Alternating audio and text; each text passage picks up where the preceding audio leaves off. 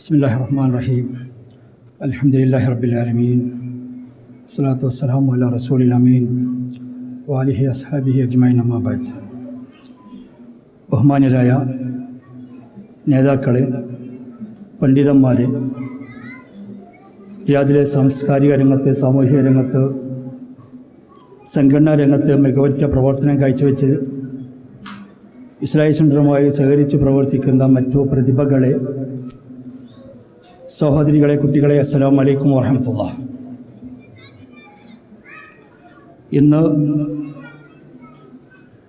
17ാം ഘട്ടം learn the ഖുർആൻ്റെ സമാപന ചടങ്ങിലേക്ക് കടക്കാൻ പോകുന്ന തൊട്ടടുത്ത സെഷനിലാണ് ഞാൻ സാക്ഷ്യം വഹിച്ചിരിക്കുന്നത്. പലർക്കും ലേൺ ദി ഖുർആൻ ദേശീയ സംഗമം ഇസ്ലാഹി സെൻ്റർ എന്തിനാ ഇത്രയധികം വിപുലമായി വലിയൊരു സംഭവമാക്കി ആളുകളെ വിളിച്ചുകൂട്ടി ഒരുപാട് പ്രയാസപ്പെട്ട് ഒരുപാട് ചിലവുകൾ വഹിച്ച് ഒരു വലിയ മഹാസംഗമവും സമ്മേളനവുമായി മാറ്റുന്നത് എന്നുള്ള സംശയങ്ങളുണ്ടാക്കാം. ചില ആളുകളെങ്കിലും മനസ്സിൽ അത് സൂചിപ്പിച്ചു എന്ന് വരാം. ഞങ്ങളെ സംബന്ധിച്ചിടത്തോളം കഴിഞ്ഞ അലിക്കുട്ടി സാഹിബ് പ്ലീസ്, അതുപോലെ മുഹമ്മദ് അമീൻ ഒയസിസ്, സുൽഫിക്കർ തൃശ്ശൂർ, ഈ 2 വ്യക്തികളും ഇവിടെ ഉണ്ടെങ്കിൽ സ്റ്റേജിൽ വരണം. മുഹമ്മദ് അമീൻ ഒയസിസ്, സുൽഫിക്കർ അലി തൃശ്ശൂർ, പി കെ ബഷീർ കോഴിക്കോട് തുടങ്ങിയ ആളുകൾ പ്രസിഡത്തിലേക്ക് വരണം. ലേൺ ദി ഖുർആനിൻ്റെ ഈ മഹാസംഗമം ഇസ്ലാഹി സെൻ്റർ 2 മാസം മുമ്പ് തീയതി നിശ്ചയിച്ചത് മുതൽ ഇസ്ലാഹി സെൻ്ററിൻ്റെ പണ്ഡിതന്മാരും നേതാക്കളും പ്രവർത്തകരും വിശ്രമിച്ചിട്ടില്ല. ഞങ്ങളുടെ ലേൺ ദി ഖുർആനിൻ്റെ പ്രചരണവുമായി ബന്ധപ്പെട്ട് ഞങ്ങളുടെ പല യൂണിറ്റുകളും അവരൊക്കെ ലേൺ ദി ഖുർആനിൻ്റെ ചെറിയ ചെറിയ സംഗമങ്ങൾ തന്നെ നടത്തി കഴിഞ്ഞിരിക്കുകയാണ്. ഈ സംഗമം നടത്തുമ്പോൾ ഞങ്ങളുടെ മുന്നിൽ ഉയർത്തിപ്പിടിക്കാനുള്ളത് സൂറത്തുൽ ബഖറയാണ്. സൂറത്തുൽ ബഖറ പിടിക്കാനുള്ള കാരണം 17ാം ഘട്ടം എത്തുമ്പോൾ 18ാം ഘട്ടത്തോടു കൂടി പരിശുദ്ധ ഖുർആന്റെ 30 ജിസുവും പരിപൂർണമായി അതിൻ്റെ അർത്ഥത്തോടു കൂടി പരിഭാഷയോട് കൂടി റിയാദിലെയും മൊത്തത്തിൽ സൗദിയിലെയും നാട്ടിലെയും കേരളത്തിലെയും ജനങ്ങളെ പഠിപ്പിച്ചെടുക്കുക എന്നുള്ളത് തന്നെയാണ് ഇതിൻ്റെ ഉദ്ദേശം. ഈ ഒരൊറ്റ ലക്ഷ്യം വെച്ചുകൊണ്ട് ഞങ്ങളുടെ പ്രവർത്തകർ റിയാദിൻ്റെയും പരിസരത്തെയും ഒട്ടുമിക്ക സൗദി അറേബ്യയിലെ എല്ലാ പ്രവിശ്യകളിലെയും പ്രവാസികളുടെ അടുത്തേക്ക് ഇറങ്ങിച്ചെല്ലുകയാണ് ചെയ്തത്. നമുക്കറിയാം, എൻ്റെ മുന്നിലിരിക്കുന്ന സ്റ്റേജിലിരിക്കുന്ന സാമൂഹിക നേതാക്കളായാലും സംഘടനാ നേതാക്കളായാലും എൻ്റെ മുന്നിലിരിക്കുന്ന ഈ സദസ്സിലുള്ള ഇസ്ലാഹി പ്രസ്ഥാനത്തിനെ സ്നേഹിക്കുന്ന ആളുകളൊക്കെ ഇസ്ലാഹി സെൻ്ററിനെ സംബന്ധിച്ചിടത്തോളം ഒരു കുടുംബങ്ങളെ പോലെയാണ്. ഇസ്ലാഹി സെൻ്ററിൻ്റെ കഴിഞ്ഞ 3 പതിറ്റാണ്ട് കാലത്തെ പ്രവർത്തന പരിചയം അറിയുന്നവരാണ് ഈ ആളുകൾ. ഈ കാലഘട്ടത്തിൽ 1.5 പതിറ്റാണ്ട് കാലമായി റിയാദ് ഇന്ത്യൻ ഇസ്ലാഹി സെൻ്റർ നടത്തി വരുന്ന ലേൺ ദി ഖുർആൻ പഠന പദ്ധതി, അതിനെ സംബന്ധിച്ച് ഒരുപാട് ഈ സദസ്സിനോട് ഞാൻ പറയേണ്ടതില്ല എന്നെനിക്കറിയാം. സത്യത്തിൽ കരകളഞ്ഞ തൗഹീദി ആദർശം മുറുകെ പിടിക്കുകയും അന്ധവിശ്വാസത്തെയും അനാചാരത്തെയും എതിർക്കുകയും അതുപോലത്തെ ഒരു സംഘടനയ്ക്ക് കീഴിൽ പ്രവർത്തിക്കാൻ ഇസ്ലാഹി സെൻ്ററിന് കിട്ടിയാൽ ഭാഗ്യം. കേരള നദ്വത്തുൽ മുജാഹിദീൻ എന്ന മാതൃസംഘടനയോടൊപ്പം അടിയുറച്ചു നിൽക്കുന്ന ഒരു പ്രസ്ഥാനമാണ് റിയാദ് ഇന്ത്യൻ ഇസ്ലാഹി സെൻ്റർ എന്ന് തന്നെ വേണമെങ്കിൽ പറയാം.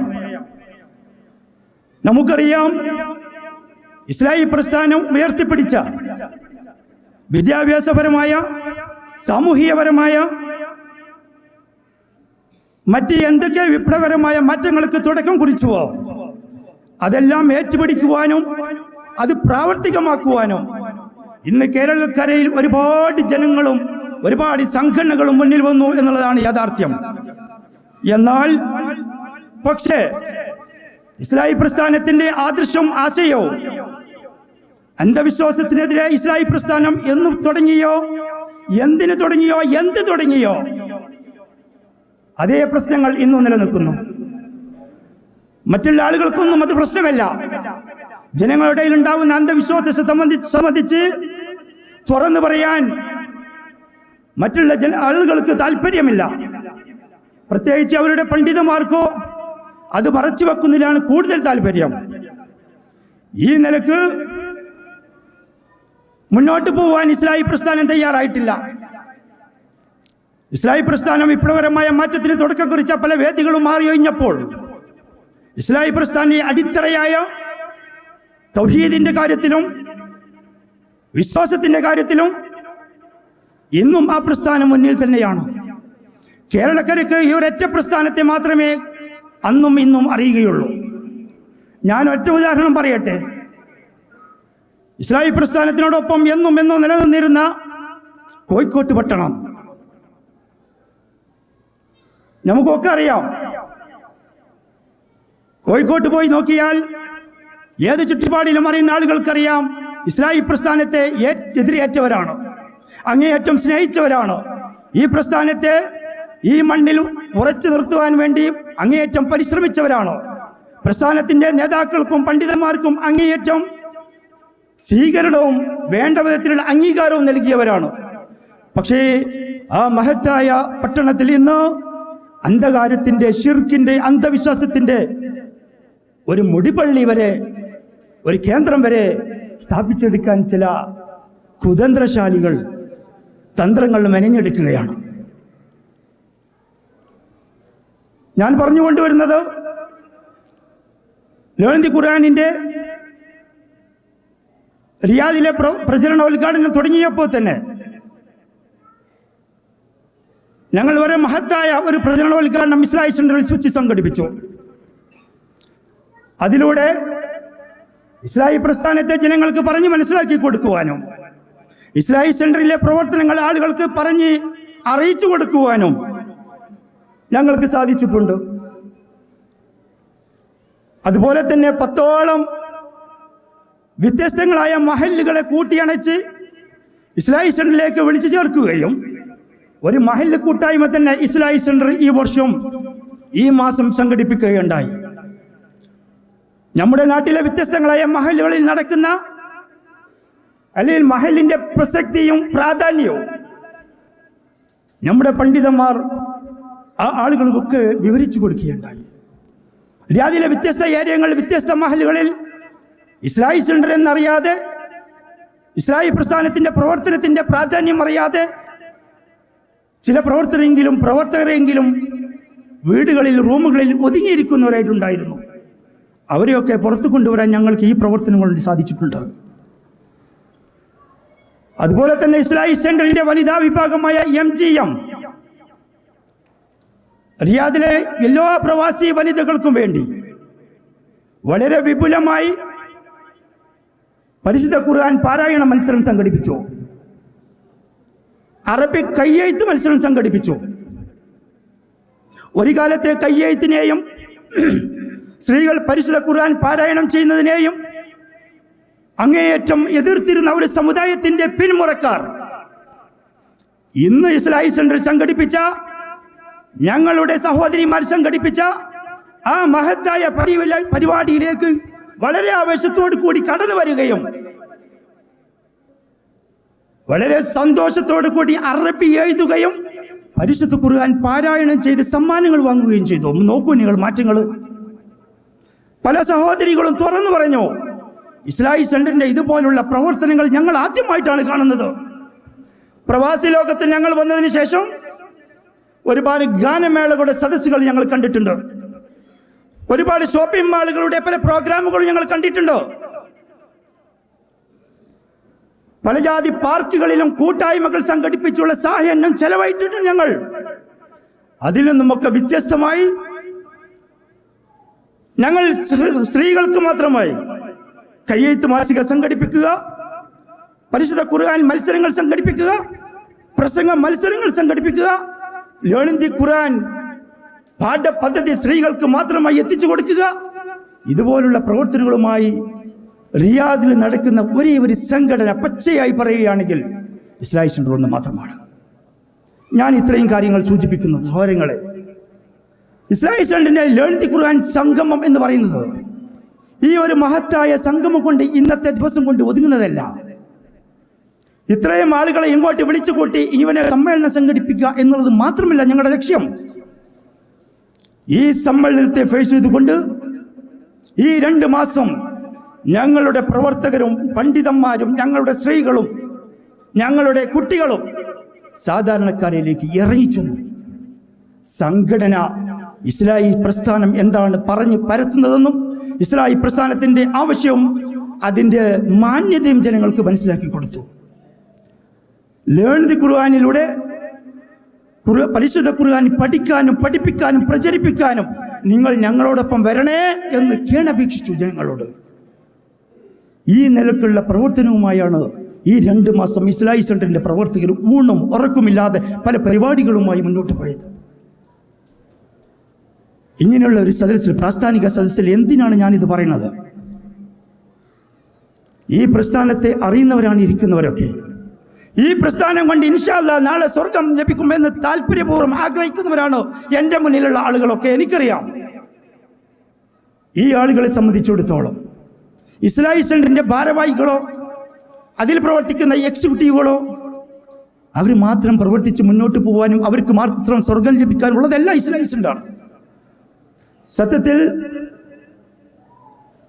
മുജാഹിദ് പ്രസ്ഥാനത്തിന്റെ കീഴ്ഘടകം, പോഷക ഘടകം എന്നറിയപ്പെടുന്ന ഇസ്ലാഹി സെന്ററിനെ സംബന്ധിച്ചിടത്തോളം ഞങ്ങളെ കാഴ്ചപ്പാട് വലുതാ. ഇസ്ലാഹി സെന്ററിൽ നിന്നും സത്യസന്ദേശം മനസ്സിലാക്കിയ,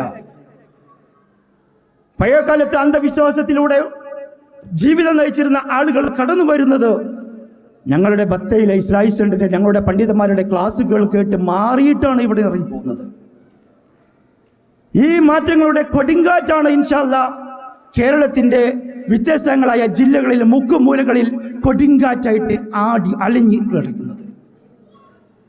അവരാണ് അന്ധവിശ്വാസവും അനാചാരവും കേരളത്തിന്റെ പല മുക്കുമൂലകളിലും പല ഗ്രാമങ്ങളിലും ഇന്ന് ഈ സത്യസന്ദേശം വെളിച്ചമായി ജനങ്ങളുടെ മുമ്പിൽ കാഴ്ചവെച്ചത്.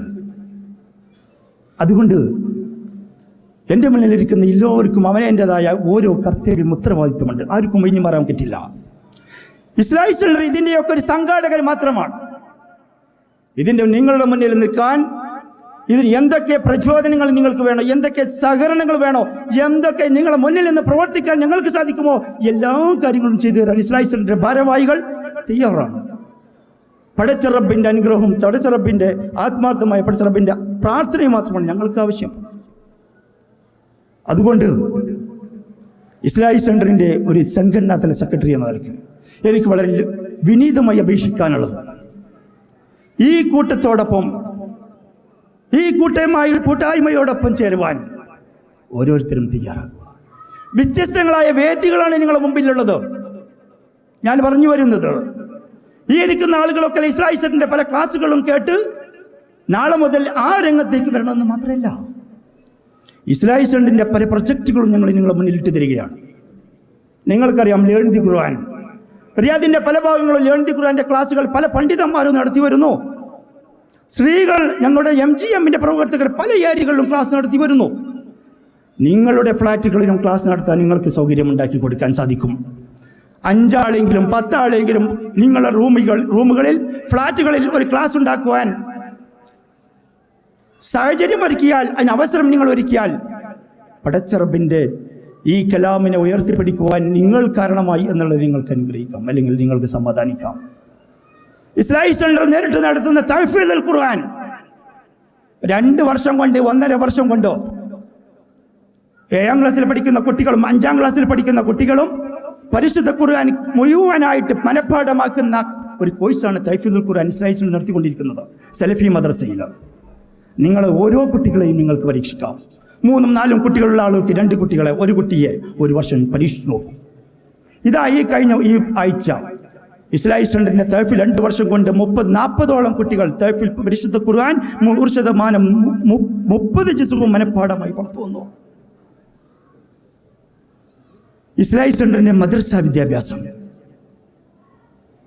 500ഓളം കുട്ടികൾ പഠിക്കുന്ന മദ്രസ വിദ്യാഭ്യാസം, പല ശാഖകളായി, ഷമേസിലായി, റൗളയിലായി, യാരായി, സ്കൂളിലായി പല സ്ഥലങ്ങളിലും ഇസ്ലാഹി സെൻ്റർ മദ്രസ വിദ്യാഭ്യാസം നടത്തും. നമ്മുടെ കുഞ്ഞു കുട്ടികൾക്ക് കറക്കളഞ്ഞ തൗഹീദിൻ്റെ ആദർശം കേരള നേതൃത്വത്തിൽ മുജാഹിദിൻ്റെ വിദ്യാഭ്യാസ സിലബസ് നടത്തുന്നത് പോലെ അതേ സിലബസ് ഇസ്ലാഹി സെൻ്റർ പാഠപദ്ധതിയായി ഇവിടെ അച്ചടിച്ച് വിതരണം ചെയ്യുകയാണ്. പഠിപ്പിക്കാൻ കഴിവുള്ള പണ്ഡിതകളും തന്നെയാണ് പഠിപ്പിക്കുന്നത്. നിങ്ങൾ അന്വേഷിച്ച് നോക്കുക. ഈ അവസരങ്ങളിലൊക്കെ എൻ്റെ മുന്നിലിരിക്കുന്ന എല്ലാ പ്രവർത്തകർക്കും ഭാഗവാക്കാവാം. ഇത് ഇസ്ലാഹി സെൻ്ററിൻ്റെ ഏതാനും പണ്ഡിതന്മാർക്കോ ഏതാനും പ്രവർത്തകർക്കോ നേതാക്കൾക്കോ ഭാരവാഹികൾക്കോ മാത്രം ഏറ്റെടുത്ത് നടത്താനുള്ളതല്ല. ഒരു പൊതുസമൂഹം ഏറ്റെടുക്കുന്നുണ്ട്. തീർച്ചയായും ഈ പൊതുസമൂഹം ഞങ്ങളെ കൂടെയുണ്ട്. ഞാൻ ഒരുപാട് നന്ദി പറയുകയാണ് പഠിച്ച റബ്ബിനോട്. ഈ ഇരിക്കുന്ന സാമൂഹ്യ നേതാക്കളും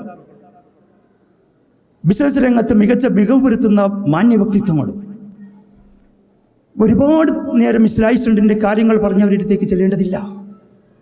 ഇസ്ലാഹി സെൻ്ററിൻ്റെ ഓരോ പ്രൊജക്റ്റ് പറയുമ്പോഴും, ലേൺ ദി ഖുർആൻ പറയുമ്പോഴും, സമൂഹ നോമ്പ് നിറ പറയുമ്പോഴും ആകായിട്ട് സംഭാവന ചെയ്യുന്ന ആളുകളാണ് ഇവരൊക്കെ. സത്യത്തിൽ ഇസ്ലാഹി സെൻ്ററിൻ്റെ പ്രവർത്തനത്തെ സംബന്ധിച്ച്, ഉയർച്ചയെ സംബന്ധിച്ച്, അതിൻ്റെ പുരോഗതിയെ സംബന്ധിച്ച്, അതിൻ്റെ നിലനിൽപ്പിനെ സംബന്ധിച്ച് ഞങ്ങളെക്കാളും കൂടുതൽ വിവരവും അറിവുമുള്ള ആളുകളാണ് എൻ്റെ മുന്നിലിരിക്കുന്നത്. അതുകൊണ്ട് ഈ മഹാസംഗമത്തെ സംബന്ധിച്ചിടത്തോളം ഞാൻ നേരത്തെ സൂചിപ്പിച്ചതുപോലെ ഇവിടെ ആളെ കൂട്ടിയിട്ട് വലിയ സമ്മേളനം നടത്തുക എന്നല്ല നമ്മുടെ ലക്ഷ്യം. 2-3 മാസക്കാലം സൗദി അറേബ്യയിൽ ഒട്ടുക്കും ഞങ്ങൾ സംഘടിപ്പിച്ച പ്രചരണ പരിപാടികൾ അത് വല്ലാതെ ഏശിയിട്ടുണ്ട്. ഒരുപാട് ആളുകൾക്ക് ഈ സത്യസന്ദേശം എത്തിയിട്ടുണ്ട്. എൻ്റെ മുന്നിലിരിക്കുന്ന അക്ബർ സാഹിബിനെ കൊണ്ടുവന്ന് അക്ബർ സാഹിബിൻ്റെ വലിയൊരു പ്രസംഗം കാഴ്ചവെച്ച് നിങ്ങൾക്ക് ആവേശം ഉണ്ടാക്കുവാനോ അല്ലാതെ ആ ഒരു വിഷയത്തിൽ മാറ്റം മുന്നിക്കൊണ്ട് ഒരു സമ്മേളനം നടത്തുക എല്ലാ ലക്ഷ്യം. സത്യത്തിൽ ഞങ്ങളുടെ മുന്നിലുള്ള ഇസ്ലാഹി സെൻ്ററിൻ്റെ ലക്ഷ്യം മാത്രമാണ്. ഈ തൗഹീദി പ്രസ്ഥാനത്തിൻ്റെ ലക്ഷ്യമാണ്. കേരള നേതൃത്വത്തിൽ മുജാഹിദിൻ്റെ ലക്ഷ്യമാണ്. കേരള ജമിയത്തുൽ ഉലമയുടെ ലക്ഷ്യമാണ്. മുജാഹിദ് പ്രസ്ഥാനത്തിൻ്റെ ലക്ഷ്യം തന്നെയാണ്. അതുകൊണ്ട് ഈ സത്യസന്ദേശം അറിയാത്തവർക്ക്, ഇന്നിവിടെ ഹാജരില്ലാത്ത ആളുകൾക്ക് തീർച്ചയായും ഇന്ന് രാവിലെ മുതൽ വൈകുന്നവരെ നിങ്ങൾ ഉൾക്കൊണ്ടത്, നിങ്ങൾ മനസ്സിലാക്കിയത് തീർച്ചയായും അവരിലേക്കും എത്തിച്ചു കൊടുക്കാൻ നിങ്ങൾ തയ്യാറാവണം. ഈ കൂട്ടായ്മയിലൂടെ നിങ്ങളോടൊപ്പം കണ്ണിയാവണമെന്ന് ഒന്നും കൂടി അഭ്യർത്ഥിച്ചുകൊണ്ട് ഈ സദസ്സിൻ്റെ ഉപക്രമ പ്രസംഗം എന്ന നിലക്ക്, അധ്യക്ഷ പ്രസംഗം എന്ന നിലക്ക് ഞാൻ എൻ്റെ വാക്കുകളെ അവസാനിപ്പിക്കുകയാണ്. ഇവിടെ പങ്കെടുത്ത എല്ലാവരെയും ബുദ്ധിമുട്ടുകളും പ്രയാസങ്ങളും എന്തെങ്കിലും സഹിച്ചിട്ടും ഇസ്ലാഹി സെൻ്റർ ഏതൊരു പ്രോഗ്രാമിന് വളരെ ആവേശത്തോടെ കൊണ്ടിരിക്കുന്ന എൻ്റെ സഹോദരങ്ങൾക്ക് ഇസ്ലാഹി സെൻ്ററിൻ്റെ പേരിൽ സർവശക്തനായ നാഥൻ അവർക്കൊക്കെ തക്കതായ പ്രതിഫലം നൽകുമാറാവട്ടെ എന്ന് ഞാൻ പ്രാർത്ഥിക്കുകയാണ്. ഇൻഷാ അല്ലാഹ് അടുത്ത സെഷനിലേക്ക് നമ്മൾ കടക്കുകയാണ്. നമ്മുടെ ഈ സെഷന് വളരെ ഭംഗിയായി തീരുവാൻ നിങ്ങൾ എല്ലാവരുടെയും സഹകരണം തേടുന്നു. ഞാൻ നിർത്തുന്നു. അസ്സലാമു അലൈക്കും വറഹ്മത്തുള്ളാഹി വബറകാതുഹു. അടുത്തത് ഈ സെഷനിലേക്ക്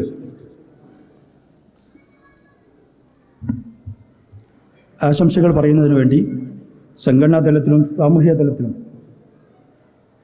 ഇവിടെ നിറഞ്ഞു നിൽക്കുന്ന നമ്മുടെ ആളുകളായ ഒട്ടനവധി ആളുകൾ സ്റ്റേജിലുണ്ട്.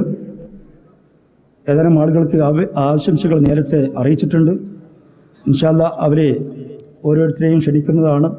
എനിക്ക് അഭ്യർത്ഥിക്കാനുള്ളത്, നമ്മുടെ ഈ സദസ്സിൽ വളരെ പ്രധാനമാർന്ന ഒരു വിഷയം അവതരിപ്പിക്കാനും അതിൻ്റെ പ്രമേയം അവതരിപ്പിക്കാനുണ്ട്. എല്ലാ ആശംസകളും 5 മിനിറ്റിൽ കൂടി കൂടരുത് എന്നുള്ളൊരു അഭ്യർത്ഥന കൂടി ഞാൻ എൻ്റെ വാക്കുകൾ അവസാനിപ്പിക്കുന്നു. അൽഹംദുലില്ലാഹി റബ്ബിൽ ആലമീൻ. അസ്സലാമു അലൈക്കും വറഹ്മത്തുള്ളാഹി.